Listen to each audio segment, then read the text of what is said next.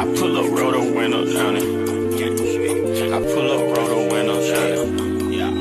I pull up, roll the window down it. Baby, you don't know what you do to me.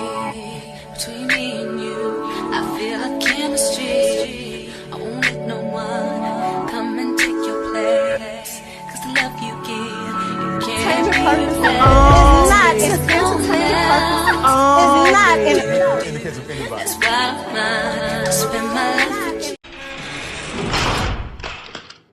Hi, hotties, kettles, tea stirs. You're here for hot tea. All commentary is alleged, and in my opinion, this is for entertainment purposes only. So I was doing some scrolling on Instagram, and it looks like Mr. Angry Balls have a new boom boom room, and I would like to talk about that today. But before we talk about that, of course, I want to press the issue about the conversation that I posed, or the conversation that we were having in my last video about Mr. Angry Balls, because I do feel like, you know, in the comments, it was, I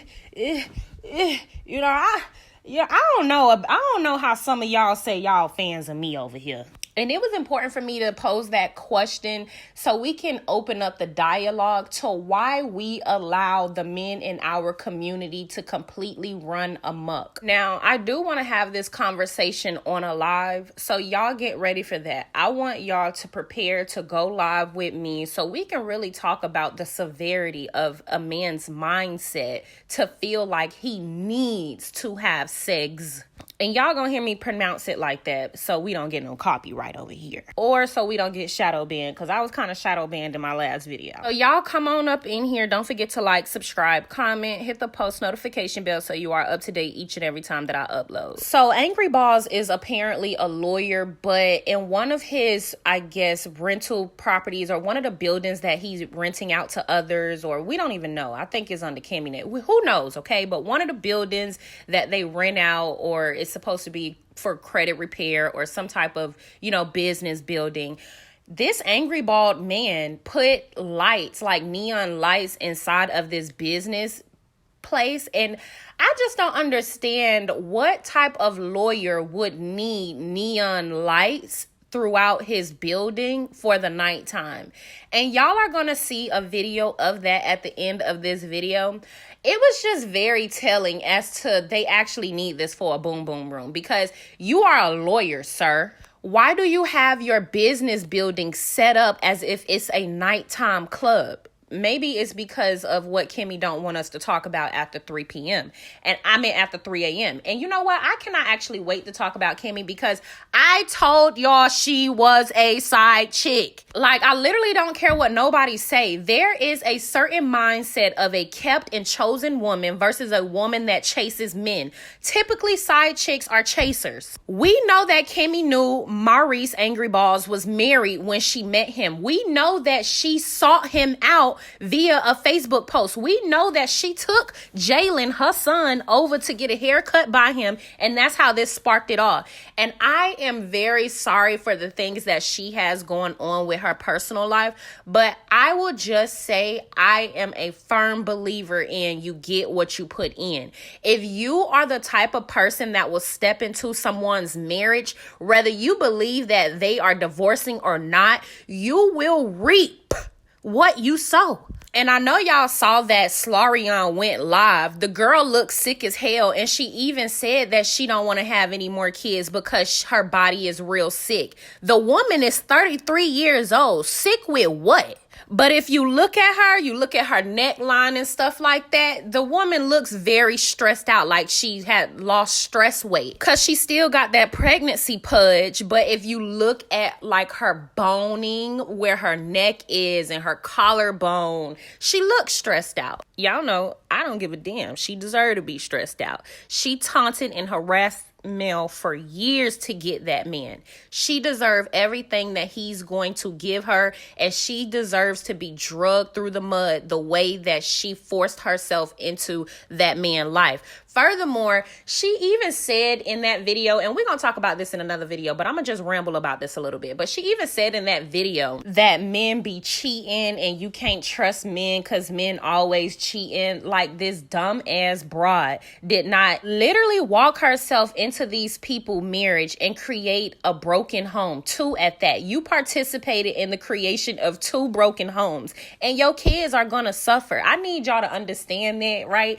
Because y'all don't even understand. Like, my story is really similar to Mel. My mama was my mama was Mel, and then, you know, there was a broad. Then the broad got pregnant. Then the broad tried to use her baby as a means to, I guess, make my dad, like, be with her, but he could care less because he's a pathetic narc. You know, I could really go on and on and on. So when I speak like this, it's because I know from experience, no matter what, her children are going to suffer. The side chick kids never live the life that they think that they are going to live. And that's just the truth, because your mother positioned you as an outsider. Not only that, but her children will have to reap the karma or deal with the issues that her mother had put out prior to her being born. That is just the real factual facts. There is a level of trauma and issues that her children are going to have to overcome,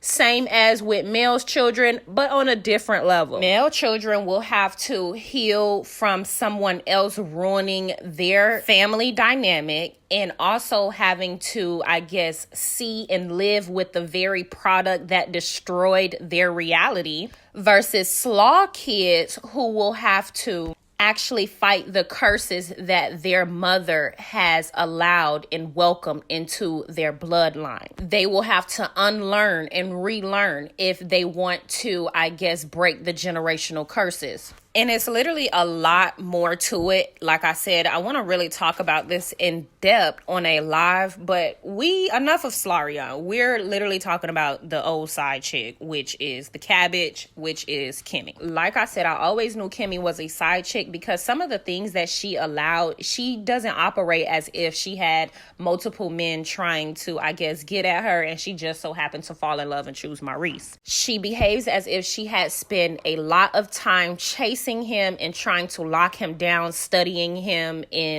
plotting on him, and then finally got him. So we'll do any and everything to make sure all of those years that she spent trying to get him doesn't go to waste. That's just my opinion. That's just how she acts. Because I don't know about y'all, but I'm 25 years old, and 7 years waiting on a marriage is a no-no. Kimmy is like in her 50s and waited 7 years for a man to marry her. That's desperation. And you know, all of this is just my opinion. Much of a sexual person to where, despite what she's going through right now, you still feel like there's a happy medium in terms of her pleasuring you.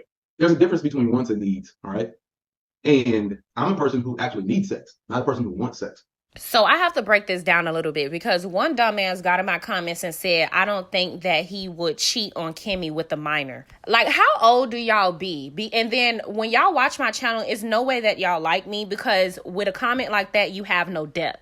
I did not pose that question to say that he would cheat on his wife with a minor, dumbass. I posed that question to say a man with no self-control is not to be trusted around minors or children. A man with no self-control would cheat on his wife with anybody. The question that I ask is, a man that has no self-control, do we trust him around children for long periods of time? He literally said that this is not a want, this is a need. So if we are going to allow men to describe their sexual desires as needs and not wants, do we understand the dangers behind allowing them to do that? There is a certain level of self-control that you have to have when it comes to your wants. If we are allowing our men in our community to say that sex in their sexual desires are needs, to what extent will they be willing to go to fulfill those needs? Y'all cannot really be this slow. For example, my body as a woman needs to release the toxins within it. So every month my body will disperse blood, okay? It needs to get rid of the toxins.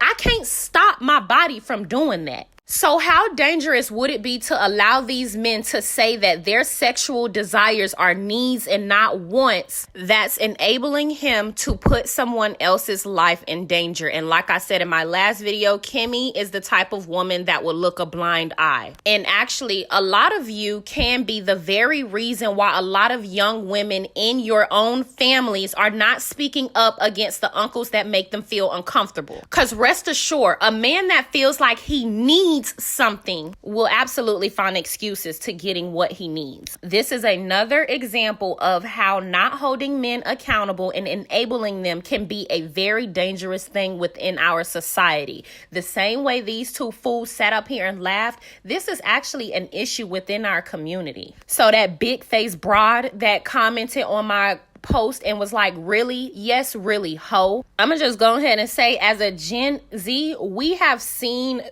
like 3 generations, like literally accept the bare trashy minimum, and we are not speaking up against it. And what I've realized is you have a lot of young women that are speaking up against it and speaking out against it, and then you have just older women that kind of settled and found it comfort, and they just, I don't know, like it is just, I'm kind of seeing I don't know what I'm seeing right now, but y'all get in the comments and y'all let me know. Like how Ayanna, you know, that Ayanna Fix My Life lady, how she tried to literally ridicule the Ebony K. Williams lady because she said she would only date a bus driver if he owns the bus. That is a black woman that is requiring standards. A man need to come to her with something. And the fact that she got all that backlash from mainly older black women because she wouldn't settle for a bus driver was very telling of what we are actually going through and dealing with right now today. There is a divide of women who have settled, and they are typically male identified, and they literally target women who speak out and speak up against shit that is just not normal and it shouldn't be okay. And this is just one of those things. At times I want it, but I actually need it. Life throws us curveballs like what we're going through right now. What Kimmy is doing is admirable as a spouse. To roll over and suffer through it, fakes it, all for me. Because at that moment, it's something that she completely didn't desire. And so, again, this is why I only speak out for girls, because male-identified women, they will literally suffer the way that he said and put a man's best interest at heart before themselves at the same time while being very mean and vindictive and nasty to the women that choose themselves and choose self-care. Look how Kimmy treated Mel. That's all I'm going to say about this. And look how she continues to treat her. You should coordinate. I think I'm taking coordination to a different level.